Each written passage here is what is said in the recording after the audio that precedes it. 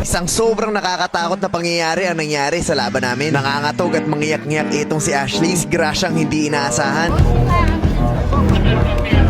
Nawalan kami agad ng key player sa umpisa pa lang ng laban. Habang sa bench naman, nakita ko itong si Sean na binibenta ang tapilok niya. Ispunta na tayo sa game kung saan napilayan ang buong team namin nang mawala itong si Ash. Talagang intensa ang laban at todo depensa ang ginagawa namin. At napakaganda ng laban na to. Good start naman, nakaka-stop kami. Pero magagaling din talaga yung kalaban, kaya naman nakakababa pa rin sila na maayos. Dito nga pag-drive nila, ina-check natin yung bola, kaya naman kuha natin yung possession. Ang ganda ng teamwork dito, ng double team, kaya naman nag-turnover at ng kalaban. Another steal ulit para dito kay Jeric, kaya naman easy basket para sa atin. Kahit itong si Vince ay talagang full court press. Kaya lang hindi pa nagtatagal ang laban, ay meron ng hindi inaasahan na nangyari. Nadali ang kilay nitong si Ashley at ang lakas ng pagkakatama. Hindi naman sinasadya, wala ding gustong may mangyaring ganito, kaso hindi may iiwasan. At sobrang intense din kasi talaga ng laban. Akala namin nung una ay normal lang ng tinamaan, yun pala ay ito na ang nangyari. At nung pag-check ni Ashley dito, nakita niya may dugo yung mata niya.